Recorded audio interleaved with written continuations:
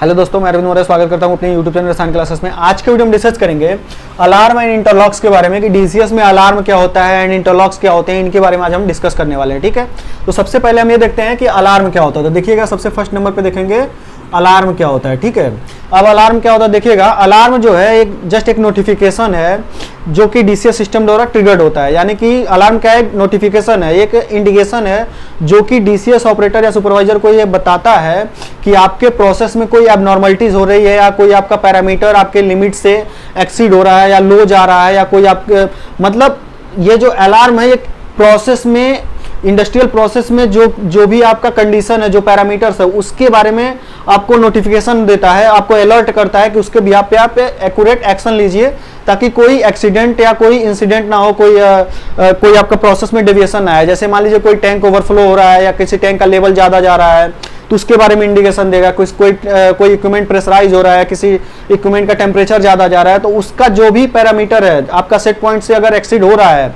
या किसी टैंक का लेवल लो जा रहा है, मतलब एक सेट पॉइंट से, सेट पैरामीटर से लो जा रहा है, तो वो सारे नोटिफिकेशन वो क्या होंगे, डीसीएस सिस्टम द्वारा ट्रिगर्ड होंगे और आपको डीसीएस सिस्टम पे शो करेगा। मतलब वो डिपेंड करता है डीसीएस सिस्टम के, जैसे योकोगावा का है तो टॉप पे शो करता है जो भी अलार्म आते रहते हैं। ठीक है, तो अलार्म क्या है, जस्ट एक नोटिफिकेशन है जो कि डीसीएस ऑपरेटर या सुपरवाइजर को अलर्ट करता है उसके प्रोसेस के बारे में कि उसके प्रोसेस में कोई एबनॉर्मलिटीज हो रही है या कोई पैरामीटर अप डाउन हो रहा है। ठीक है, उसके बिहाफ पे जो ऑपरेटर है, डीसीएस ऑपरेटर है, डीसीएस सुपरवाइजर है, उसको क्या करना होता है, एक्यूरेट एक्शन लेना होता है ताकि कोई भी ऑपरेशन में कोई एबनॉर्मलिटीज ना हो या कोई इंसिडेंट ना हो। ठीक है, उसके अकॉर्डिंग उसको एक एक्शन लेना होता है। ठीक है, अलार्म इतना समझ लीजिए कि कोई एक्शन नहीं लेता है, जस्ट एक नोटिफिकेशन है।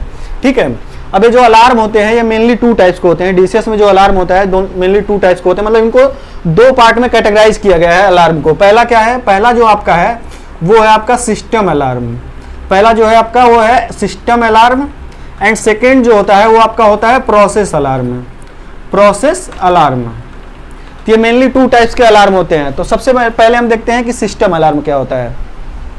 तो देखिएगा, जो सिस्टम अलार्म होता है ना, ये डीसीएस खुद के हेल्थ एंड स्टेटस के बारे में बताता है। सिस्टम अलार्म में क्या होता है, डीसीएस खुद की हेल्थ एंड स्टेटस के बारे में बताता है। दैट मीन्स डीसीएस में कोई डीसीएस के किसी मतलब सॉफ्टवेयर में कोई एरर आ रहा है या डीसीएस का जो हार्डवेयर है कोई फॉल्ट आ रहा है, उसमें कोई फॉल्ट आ रहा है, या कोई कम्युनिकेशन मॉडल्स यानी कि इनपुट आउटपुट मॉड्यूल्स जो होते हैं उनमें कोई कम्युनिकेशन नहीं आ रहा है या कोई पावर फेलियर है, तो इससे रिलेटेड जो भी अलार्म होंगे वो सारी अलार्म जो होते हैं वो सिस्टम अलार्म के अंतर्गत आते हैं। ठीक है, अब सेकेंड नंबर पे आपका है प्रोसेस अलार्म। प्रोसेस अलार्म क्या होता है, तो प्रोसेस अलार्म देखिए, इसमें प्रोसेस से ही आपको समझ में आ रहा है कि प्रोसेस से रिलेटेड ये अलार्म होते हैं।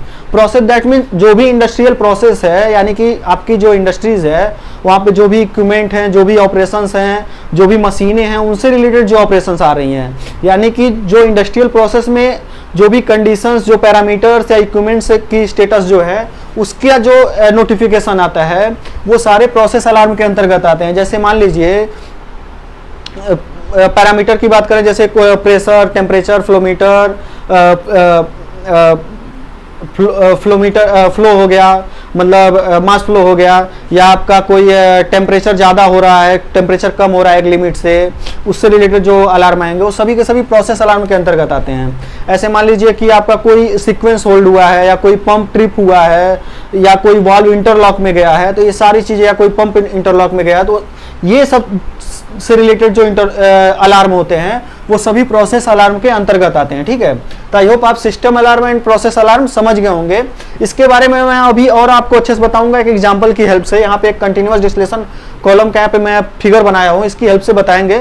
इसको बताने से पहले थोड़ा सा इंटरलॉक के बारे में ओवरव्यू दे दें, फिर इन चारों मतलब इंटरलॉक्स और अलार्म दोनों के बारे में अच्छे से इस एग्जाम्पल के हेल्प से बताएंगे आपको। ठीक है, तो अभी सेकेंड नंबर पे देख लेते हैं कि इंटरलॉक्स क्या होते हैं। ठीक है, अभी पहले थोड़ा सा देख लेते हैं इंटरलॉक्स के ओवरव्यू के बारे में कि इंटरलॉक क्या होता है।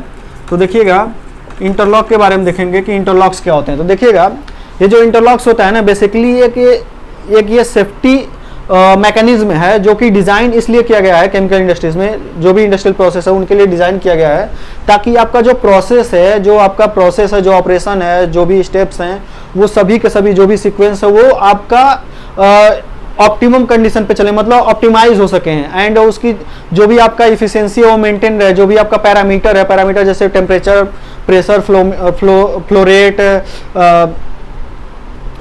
लेवल, ये सारी चीज़ें क्या हो आपके कंट्रोल में हो, यानी कि वो एक कंट्रोल हो या मेंटेन हो, ऐसा बोल सकते हैं कि इंटरलॉक इसीलिए डिज़ाइन किया गया है कि आपके प्रोसेस में जो भी कंडीशन, जो पैरामीटर्स हैं, वो सारी की सारी चीज़ें कंट्रोल हो या मेंटेन हो, एंड कोई भी इंसिडेंट ना हो, इंसिडेंट एंड एक्सीडेंट को प्रिवेंट किया जा सके, इसके लिए इंटरलॉक को डिज़ाइन किया गया है। ठीक है, अब ये जो इंटरलॉक्स होते हैं डीसीएस सिस्टम में, जो इंटरलॉक्स की बात करें तो ये मेनली 2 टाइप्स के इंटरलॉक्स होते हैं। ठीक है, फर्स्ट नंबर पे जो आपका होता है, वैसे होने के लिए बहुत से टाइप्स के इंटरलॉक होते हैं, जैसे मैकेनिकल इंटरलॉक वगैरह भी होते हैं, इलेक्ट्रिकल होते हैं, लेकिन जो डीसीएस से रिलेटेड है या जो ऑपरेशन से रिलेटेड है उनके बारे में आपको बता रहा हूँ। फर्स्ट नंबर पे आपका होता है प्रोसेस इंटरलॉक। प्रोसेस इंटरलॉक पहला जो होता है आपका प्रोसेस इंटरलॉक, एंड सेकेंड जो होता है वो आपका होता है सेफ्टी इंटरलॉक। सेफ्टी इंटरलॉक, तो मेनली ये 2 टाइप्स के इंटरलॉक्स होते हैं। ठीक है, तो पहले नंबर पे हम देखते हैं कि प्रोसेस इंटरलॉक क्या होता है। तो प्रोसेस इंटरलॉक दैट मीन्स जो भी आपकी इंडस्ट्रियल प्रोसेस है उसमें होने वाली जो भी प्रोसेस हैं, जो भी आपके सीक्वेंस या स्टेप्स हैं, ऑपरेशंस की जो भी सीक्वेंस या स्टेप्स हैं या पैरामीटर्स हैं या कंडीशंस हैं, उनको कंट्रोल करना या मेंटेन करने के लिए प्रोसेस इंटरलॉक को डिज़ाइन किया गया है कि जो भी आपकी इंडस्ट्रियल प्रोसेस में आपके ऑपरेशंस हैं, सीक्वेंस हैं, स्टेप्स हैं या पैरामीटर्स हैं, जैसे टेम्परेचर, प्रेशर, फ्लो रेट, ये सब चीज़ें, लेवल, ये सारी चीज़ें कंट्रोल रहे हैं, उसके लिए प्रोसेस इंटरलॉक को डिज़ाइन किया गया है। ठीक है, अभी प्रोसेस इंटरलॉक को और अच्छे से मैं आपको समझाऊंगा, अभी थोड़ा थोड़ा ओवरव्यू दे रहा हूँ आपको। ठीक है, अब सेफ्टी इंटरलॉक क्या होता है? सेफ्टी इंटरलॉक ये होता है कि ये सेफ्टी इंटरलॉक इसलिए डिज़ाइन किया गया है, ये बेसिकली प्रोसेस में जो भी इक्विपमेंट्स हैं, इक्विपमेंट की सेफ्टी, या प्रोसेस में जो लोग काम कर रहे हैं, जो भी ह्यूमंस काम कर रहे हैं, उनकी सेफ्टी, इन्वायरमेंट की सेफ्टी, इन्वायरमेंट प्रोटेक्शन, यानी कि इन सब चीज़ों को प्रायोरिटीज पे रखा गया है सेफ्टी इंटरलॉक में। जैसे कि इक्विपमेंट की सेफ्टी की बात करें, जैसे मान लीजिए कोई इक्विपमेंट है, जो जैसे कोई मोटर है, कोई पंप है, जो अपने एक लिमिट से ज़्यादा वाइब्रेट कर रहा है, उसका वाइब्रेशन बहुत ज़्यादा है, तो वो पंप क्या होगा, बंद हो जाएगा। ऐसा उसमें इंटरलॉक डिज़ाइन किया गया रहता है। या कोई मोटर है, वो हाई करंट पे, मतलब बहुत ज़्यादा लोड ले रहा है, बहुत ज़्यादा करंट ले रहा है, ठीक है, तो उस कंडीशन में क्या होगा, वो पंप या मोटर क्या होगा, बंद हो जाएगा, ताकि वो मोटर फूके ना। ठीक है, तो ये सब सेफ्टी इंटरलॉक होते हैं। कहीं पे आपका कोई इक्विपमेंट बहुत ज़्यादा हाईली प्रेशराइज हो गया, या हाईली टेम्परेचर, बहुत ज़्यादा टेम्परेचर एक्सीड हो गया, तो उस कंडीशन में कोई इंसिडेंट ना हो, कोई एक्सीडेंट ना हो, तो उसको सेफली कैसे शटडाउन देना है, उससे रिलेटेड लॉजिक इसमें डिज़ाइन किए जाते हैं सेफ्टी इंटरलॉक में, कि कोई इंसिडेंट ना हो। ठीक है, या फील्ड में इमरजेंसी पुश बटन दिया रहता है, इमरजेंसी शटडाउन होते हैं, ये सारी चीज़ें सेफ्टी इंटरलॉक के अंतर्गत आती हैं। ठीक है, तो आई होप आप process interlock and safety interlock समझ गए होंगे। अब हम इन सभी चीज़ों को, अलार्म को, जितने टाइप्स के अलार्म हैं, इंटरलॉक जितने टाइप्स के हैं, इन सभी को एक एग्जाम्पल के हेल्प से समझेंगे। एग्जाम्पल के तौर पे हम यहाँ पे एक कंटिन्यूअस डिस्टिलेशन कॉलम को लिए हैं, इसकी हेल्प से हम इन सारी चीज़ों को समझेंगे। ठीक है, अब एक कंटिन्यूअस डिस्टिलेशन कॉलम है, तो देखिए इसमें मैं यहाँ पे एक टैंक शो कर दिया हूँ जिससे फीडिंग होगा, मतलब एक पूरा एक सेटअप बनाया हूँ जिससे आपको इंटरलॉक वगैरह अच्छे से समझ में आए। ठीक है, तो यहाँ पे एक टैंक बनाया है जिससे यहाँ पे कंटिन्यूअस फीडिंग चलती रहेगी। ये आपका डिस्टिलेशन कॉलम है, टॉप में जो वेपर जाएंगी वो कंडेंसर से कंडेंस होकर यहाँ रिफ्लक्स होता रहेगा, और बाकी जो हमें टॉप प्रोडक्ट निकालना है, कंटिन्यूअस आपका टॉप प्रोडक्ट निकलता रहेगा।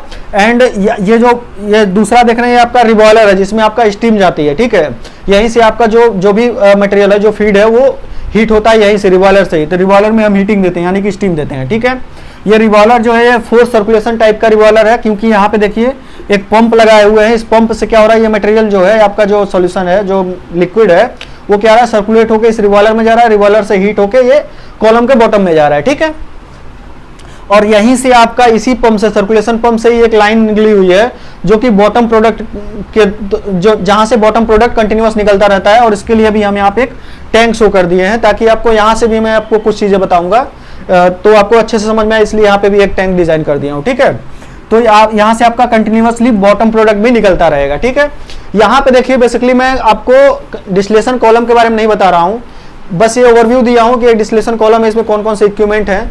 हमारा टारगेट है कि आपको इंटरलॉक एंड अलार्म को समझ में आना चाहिए। ठीक है, तो इसकी हेल्प से हम इंटरलॉक अलार्म को समझाएंगे आपको। ठीक है, तो देखिए, मान लीजिए इनिशियल कंडीशन में क्या है कि इनिशियल कंडीशन में ये जो डिस्टिलेशन कॉलम है, ये खाली हमें चालू करना है। ठीक है, अब ये कॉलम खाली है, तो कॉलम खाली है, तो देखिए ये इंटरलॉक है तो जाहिर सी बात है कि ये ऑटो में चलेंगे, ये जो डिस्टिलेशन कॉलम ऑपरेट होगा ये ऑटो में ऑपरेट होना है। मैनुअली में कैसा रहेगा, अगर मान लीजिए कहीं किसी प्लांट में मैनुअली डिस्टिलेशन कॉलम ऑपरेट करना हो तो उसमें क्या करते होंगे, मतलब क्या करते हैं बेसिकली कि मान लीजिए कॉलम में आप फीडिंग चालू किए, थोड़ा लेवल आया तो स्टीम आप चालू कर दिए, रिबॉयलर में सर्कुलेशन चालू कर दिए आप और स्टीम आप इसमें अप्लाई कर दिए और एक हीट अप होने लगा और आपका टेम्परेचर राइज अप होने लगा। लेकिन मैनुअली ऑपरेशन में क्या होता है कि आपको जितना टेम्परेचर मेंटेन करना है, जैसे मान लीजिए यहाँ पे हम बॉटम में रिबॉयलर के बॉटम में एक टीआईटी दे दिए हैं, यहाँ पे आपको पता चलेगा कितना टेम्परेचर है हमारे रिबॉयलर का। ये कॉलम में हम 3 टीआईटी दिए हुए हैं, एक बॉटम है, एक मिड है, एक टॉप है, तीनों जगह का आपको टेम्परेचर मिलता रहेगा, ठीक है। तो जो टेम्परेचर मेंटेन करना है वो एक्यूरेट मेंटेन नहीं हो पाता है मैनुअली ऑपरेशन में, ठीक है।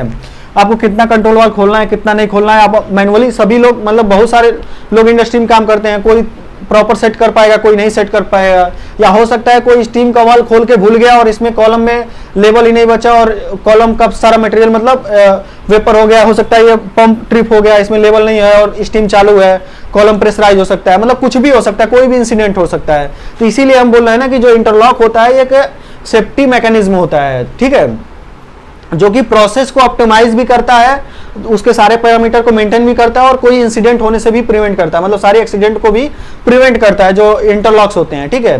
तो अब मान लीजिए इसको ऑटो में जब ऑपरेट करना होगा तो इसमें इंटरलॉक कैसे डिजाइन है कि जैसे मान लीजिए यहाँ पे मैं आपको बेसिकली बता रहे हैं कि इसमें कैसे इंटरलॉक डिजाइन है। इंटरलॉक कैसा डिजाइन है कि जब डिस्टिलेशन कॉलम में आपको मान लीजिए 35 से 50% लेवल मेंटेन करना है, 35 से 50% इस डिस्टिलेशन कॉलम में लेवल मेंटेन करना है, ठीक है। तो बेसिकली 35% से अगर लो लेवल रहेगा तो ये स्टीम का वाल्व क्या रहेगा, इंटरलॉक में रहेगा। जब इस कॉलम में 35 से लेवल लो होगा, यहाँ पे एक LIT लगाया है जिससे आपको पता चलता रहेगा कि कॉलम में कितना लेवल है, ठीक है। तो अगर इस कॉलम में 35% से लेवल लो है तो ये स्टीम का वाल्व क्या रहेगा, इंटरलॉक में रहेगा, स्टीम इसमें अप्लाई नहीं हो सकती। और उस कंडीशन में बॉटम प्रोडक्ट है जहां से निकल रहा है, बॉटम प्रोडक्ट में भी आपका एक कंट्रोल वाल्व लगा हुआ है। अब यहाँ पे एक चीज देख लीजिए, यहाँ पे हम TCV लिखे हुए हैं, यहाँ पे FCV लिखे हैं, यहाँ पे FCV लिखे हैं। तो देखिए ये सभी की सभी कंट्रोल वाल्व ही हैं, लेकिन इनका यूज के अकॉर्डिंग इसका जो नाम होता है ना वो चेंज हो जाता है। जैसे यहाँ पे हम टेम्परेचर को कंट्रोल करने के लिए लगाए हैं इस कंट्रोल वाल्व को, तो यहाँ पे इसका नाम दिया गया TCV, टेम्परेचर कंट्रोल वाल्व। यहाँ पे फ्लो को कंट्रोल करने के लिए लगाया गया है तो यहाँ पे FCV नाम दिया गया है, फ्लो कंट्रोल वाल्व। ऐसे यहाँ पे फ्लो को कंट्रोल करने के लिए लगाया गया है तो यहाँ पे फ्लो कंट्रोल वाल्व दिया गया है, ठीक है। तो ये चीज एक ही है, बस अलग अलग नाम दिया जाता है उनके यूज के अकॉर्डिंग पे, मतलब उनका क्या पर्पज है उसके अकॉर्डिंग इनका नाम दिया जाता है, ठीक है। तो जब इस कॉलम में लेवल 35% से लो है उस कंडीशन में स्टीम का वाल्व इंटरलॉक में रहेगा। ऐसा लॉजिक इसमें डिजाइन किया गया है। इंटरलॉक में कैसा बेसिकली क्या होता है, लॉजिक डिजाइन होता है। लॉजिक कैसे डिजाइन करते हैं तो उसमें लॉजिक गेट होते हैं, आप 12th में भी पढ़े होंगे लॉजिक गेट के बारे में। लॉजिक गेट कैसा, जैसे and gate, nor gate, not gate, और भी होते हैं, नॉर गेट होते हैं, नॉट गेट, मतलब ऐसे बहुत से टाइप्स के गेट होते हैं, उनको मिला के लॉजिक बनाए जाते हैं। आप अगर आपको लॉजिक गेट के बारे में अच्छे समझना है और इंटरलॉक कैसे डिजाइन करते हैं तो आप कमेंट करिएगा, मैं नेक्स्ट वीडियो बना दूंगा कि लॉजिक गेट कैसे काम करते हैं, कैसे इंटरलॉक डिजाइन होता है। यहाँ पे बेसिकली मैं इंटरलॉक कैसे काम करता है उसके बारे में आपको बता रहा हूँ, ठीक है। तो यहाँ पे ऐसा इंटरलॉक डिजाइन है कि ऐसा लॉजिक डिजाइन है कि 35% से लो रहेगा तो ये control valve, temperature control valve जिससे स्टीम फ्लो होना है वो इंटरलॉक में रहेगा, और जो बॉटम प्रोडक्ट है ये भी वाल्व क्या रहेगा, इंटरलॉक में रहेगा, ठीक है। केवल आपका फीडिंग वाला वाल्व जो होगा ये आपका इंटरलॉक में नहीं रहेगा क्योंकि लेवल डाउन है, ठीक है। तो सपोज दैट आपको चालू करना है और स्टार्टिंग में 0% इसमें लेवल था, अब चालू करना है तो इस टैंक से आप चालू करेंगे, फीड टैंक से। अब फीड टैंक में भी LIT लगा हुआ है कि इस फीड टैंक में कितना लेवल है। अब इसमें भी इस पंप पे इंटरलॉक रहेगा, इस पंप पे क्या रहेगा, एक इंटरलॉक रहेगा कि इस फीड टैंक में कितना मटेरियल है, उसी के बिहाफ पे ये पंप चालू होगा या बंद होगा, ठीक है। तो जैसे मान लीजिए इस फीड टैंक में लेवल ही नहीं है तो उस कंडीशन में पंप चालू नहीं होगा, या मान लीजिए आप बाईपास करके चालू भी कर रहे हैं, या मान लीजिए इस पे इंटरलॉक नहीं डिजाइन है तो इसके पंप के डिस्चार्ज में क्या लगा रहता है, एक आपका FS लगा रहता है। मतलब जनरली हर एक पंप में जहां ऑटोमेशन होता है वहां कोई भी पंप है तो उसके डिस्चार्ज में एक जनरली एक FS लगा रहता है। FS that means flow switch, जिसमें एक टाइमिंग होता है कि जैसे 30 सेकेंड, 40 सेकेंड या 1 मिनट आप डाल दें कि उतने सेकेंड तक अगर इस पंप के डिस्चार्ज में फ्लो नहीं आ रहा है तो ये पंप क्या हो जाएगा, बंद हो जाएगा। अब मान लीजिए इस पंप को सपोज दैट मान लीजिए इसमें लेवल भी था, सपोज दैट इसमें 700 सेंटीमीटर मान लेते हैं कि इस टैंक में लेवल था, ठीक है। उस कंडीशन में पंप इंटरलॉक में नहीं है और पंप को चालू किए हैं। अब पंप को चालू किए लेकिन पंप का क्या हो रहा है, फ्लो स्विच नहीं मिल रहा है। तो फ्लो स्विच न मिलने का क्या कारण है, हो सकता है कि आपका बॉटम में आपका मैनुअल वाल्व बंद हो, या एक्सवी इसमें लगा है तो एक्सवी वाल्व इसमें हो सकता है कि आपका बंद हो, लेकिन ये इंटरलॉक में नहीं रहेगा, ये तो ओपन होगा तभी ये पंप चालू होगा, ठीक है। सपोज दैट मैनुअल वाल्व आपका बंद हो, ठीक है। या हो सकता है इसके पंप के सेक्शन में स्ट्रेनर लगा हो, स्ट्रेनर चोक हो, आपको फ्लो नहीं मिल रहा हो, ठीक है। तो मल्टीपल कारण हो सकते हैं जिससे आपका अगर फ्लो स्विच में फ्लो नहीं मिल रहा है तो आपका ये पंप क्या हो जाएगा, 10 सेकंड अगर 10 सेकंड टाइमर अगर आप डाले हैं 10 सेकंड तक फ्लो नहीं मिलेगा तो ये पंप क्या हो जाएगा, बंद हो जाएगा, ठीक है। तो यहाँ पे एक इंटरलॉक हो गया।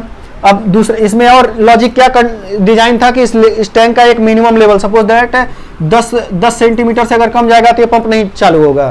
तो 10 से प्लस है तो ये एक कंडीशन हेल्दी है, दूसरी कंडीशन हेल्दी है, मतलब पहली कंडीशन तो ये पंप चालू होगा, इसके बाद 30 सेकंड तक अगर फ्लो मिलेगा तो ये पंप रनिंग में रहेगा, अगर नहीं मिलेगा तो पंप बंद हो जाएगा दोबारा से, ठीक है। तो ऐसा इसमें इंटरलॉक डिजाइन है, ठीक। अब आगे बढ़ते हैं, आगे क्या बढ़ते हैं, कंट्रोल वाल्व है।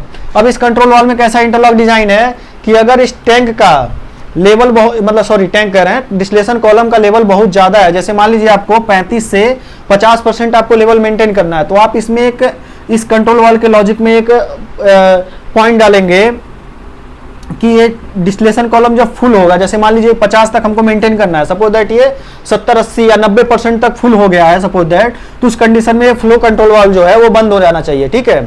50 से प्लस जाएगा तो थ्रोटल होगा, लेकिन अगर 90 तक सपोज दैट चला गया तो उस कंडीशन में वाल्व इंटरलॉक में आना चाहिए, ठीक है।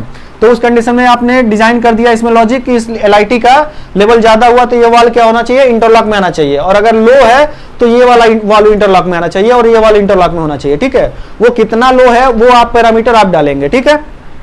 मतलब प्रोसेस के ऑपरेशन के बिहाफ पे ये पैरामीटर डाले जाते हैं। तो पहले 0% था तो ये वाल्व इंटरलॉक में नहीं रहेगा, पंप चालू करेंगे, इसमें लेवल लेना चालू करेंगे। जब 35% आएगा, अब इसमें देखिए इसमें हमने एक FIT भी लगाया हुआ है, FIT जहां से आपको फ्लो रेट दिखता रहेगा। अब आपको सपोज ऑटो में चलाना है, आपने डाल दिया कि 10 टन का हमें फ्लो चाहिए, 10 टन पर आवर का आपको फ्लो चाहिए, तो ये कंट्रोल वाल्व उतना ही ओपन होगा जितने से 10 टन ही जाए, ठीक है। सपोज दैट 8 टन जा रहा है तो कंट्रोल वाल्व का ये FIT क्या करेगा, इसको कमांड देगा कि हमारा 8 टन ही जा रहा है और सेट पॉइंट 10 टन का है, तो 10 टन को मीट करने के लिए कंट्रोल वाल्व थोड़ा और ओपन होगा, ठीक है। तो ऐसे ये कंट्रोल वाल्व ओपन या क्लोज होता रहेगा, ठीक है, इसके बिहाफ पे और इस लेवल के बिहाफ पे। अगर बहुत ज्यादा लेवल जा रहा है, 50 से प्लस जा रहा है, तो अपने आप ये टोटल होता जाएगा और इस फ्लो रेट थोड़ा कम होता जाएगा, ठीक है। तो मान लीजिए आपने 35% लेवल लिया, उसके बाद आपने क्या किया, स्टीम चालू किया।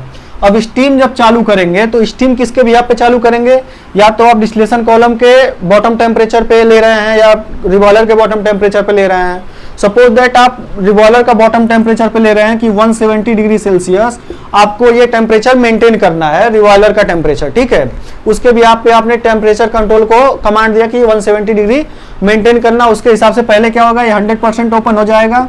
जैसे जैसे टेम्परेचर मीट होना जाएगा वैसे ये कंट्रोल वाल्व जो होगा अपना ओपनिंग परसेंटेज कम करता जाएगा, उसके बिहाफ पे मतलब ये 170 मेंटेन करेगा, ठीक है।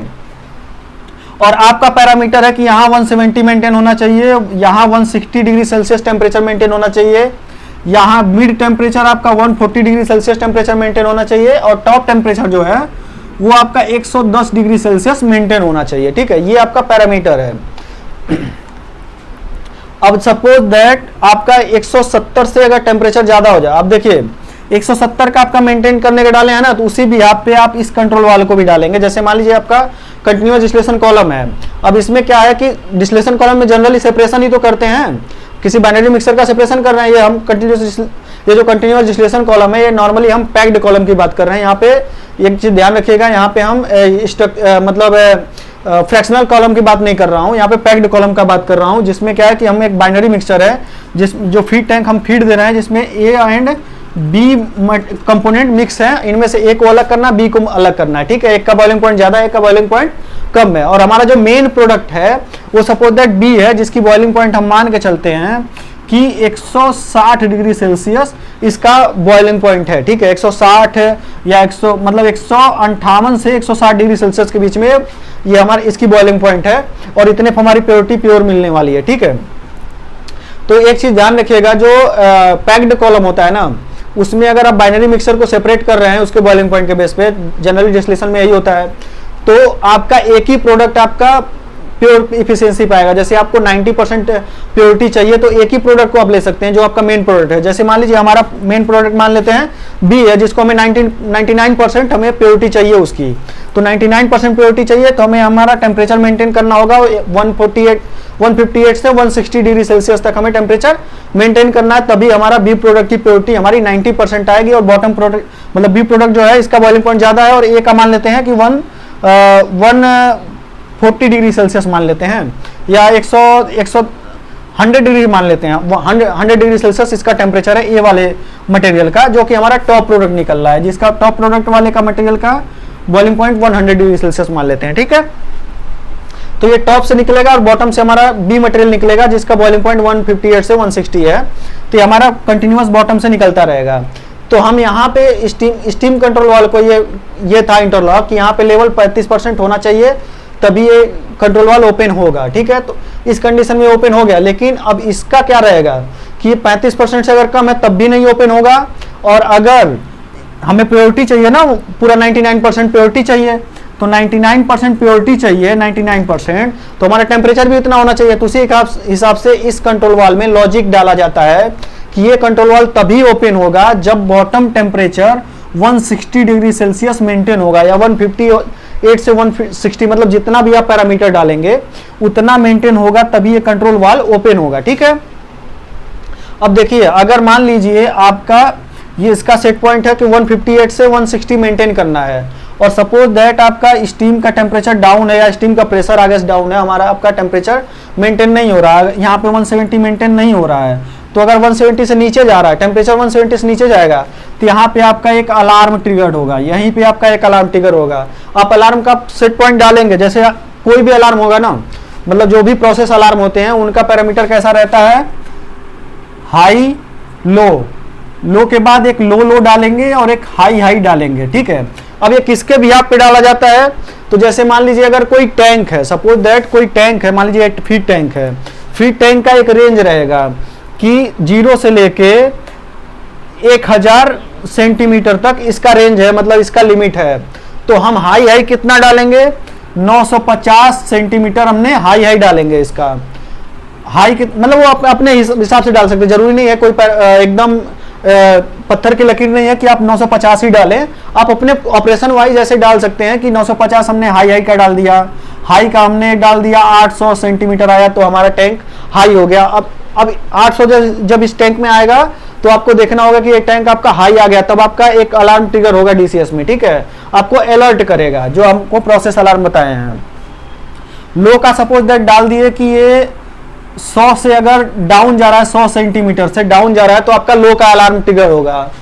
लो किस पे जाएगा, आपका मान लीजिए 50 सेंटीमीटर से ज्यादा डाउन चला गया, कम चला गया, कि मतलब आप फीडिंग करते रहे 100 आया तो आपको अलार्म आएगा कि ये जो टैंक है खाली हो रहा है, लो का आपका अलार्म आएगा।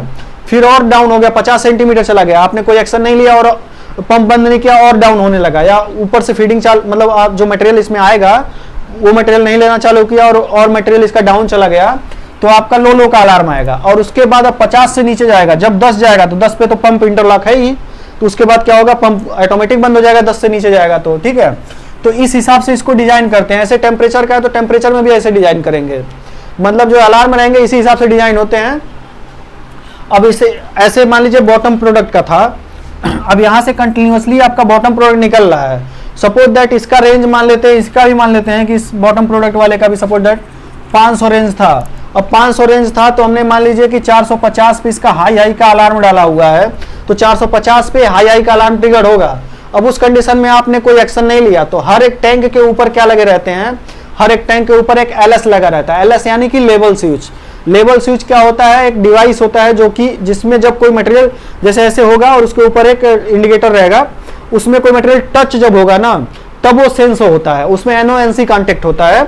जब वो टच होता है तब वो एलएस क्या होता है आपका एक्टिव होता है। तो जैसे मान लीजिए कि 500 इसका लिमिट था, तो ये 490 गया तो आपका क्या होगा, एलएस आपका ट्रिगर होगा, यानी कि इस एलएस में मटेरियल लगेगा। और उस कंडीशन में जब एलएस में गया तो एलएस में क्या रहेगा, आपका इंटरलॉक रहेगा। जब एलएस गया तो ये कंट्रोल वाल्व बंद होगा, स्टीम बंद करेगा, फीडिंग बंद करेगा आपका, ठीक है। या तो पहले फीडिंग को कम कर देगा, अगर आप यहाँ से खाली नहीं कर रहे हैं तो फीडिंग कम कर देगा, अगर और ज़्यादा भर रहा है तो मतलब एलएस तक चला गया तो पूरा बंद कर देगा। जब हाई रहेगा तभी से ये कंट्रोल करना चालू करेगा, या तो इस टैंक को आप खाली कीजिए, क्योंकि आपका ये टैंक क्या हो जाएगा, अगर आप बंद नहीं करेंगे, ये कंट्रोल वाल्व अगर बंद भी करेगा तो इसका लेवल ज़्यादा होने लगेगा। तो लेवल ज़्यादा होने के बाद ऑटोमेटिक क्या है कि 50 से ज़्यादा अगर जाएगा तो थ्रोटल होगा, 90 होगा तो ये कंट्रोल वाल्व बंद हो जाएगा। तो इंटरलॉक सिस्टम से क्या आप यहाँ समझ पा रहे हैं कि कोई भी एबनॉर्मलिटी नहीं हो रही। मान लीजिए अगर मैनुअली ऑपरेट होता है और कोई आदमी भूल जाता है तो टैंक ओवरफ्लो हो सकता था, लेकिन इंटरलॉक की वजह से क्या होगा, जब इसका एलएस एक्टिव हुआ उसी कंडीशन में कंट्रोल वाल्व बंद होगा, तो इंटरलॉक ये टैंक ओवरफ्लो होने से बंद हो गया। और उसी में लॉजिक है कि जब ये बंद हो रहा है और सपोज दैट चलिए मान लीजिए ये बंद हो गया और इसका लेवल बढ़ने लगा क्योंकि बॉटम प्रोडक्ट तो निकल नहीं रहा है, अब इसका लेवल बढ़ेगा। अब इसका लेवल बढ़ेगा तो फीडिंग कम होने लगेगी इस कंट्रोल वाल्व से, और फीडिंग और ज़्यादा मतलब लेवल और ज़्यादा जाएगा। मान लीजिए 90% चला गया तो पूरा कंट्रोल वाल्व क्या हो जाएगा, बंद हो जाएगा, ठीक है। पूरा कंट्रोल वाल्व बंद हो जाएगा, तो उस कंडीशन में आपको एक्शन लेना। उसके बाद भी मान लीजिए आपने एक्शन नहीं लिया और इसका टेम्परेचर ज़्यादा जा रहा है, तो इस पर भी एक ओवर हाई टेम्परेचर पे सेट पॉइंट रहेगा कि आपको 170 मेंटेन करना है। सपोज दैट 185 चला गया तो उस कंडीशन में क्या होगा कि आपका स्टीम का भी वाल्व बंद हो जाएगा, पूरा कॉलम आपका मतलब कहीं कोई एक्सीडेंट होने का चांस नहीं है, ठीक है। तो इस इंटरलॉक से यही होता है कि कहीं पे कोई इंसिडेंट या आपका प्रोसेस में कोई एबनॉर्मलिटीज नहीं होती है, ठीक है। तो ये आपका इंटरलॉक होता है, ठीक है। तो आई होप आप समझ गए होंगे कि इंटरलॉक कैसे काम करता है, अलार्म वगैरह क्या होते हैं, डीसीएस में ये सारी चीज़ें आप अच्छे से समझ गए होंगे। अब मिलते हैं नेक्स्ट वीडियो में।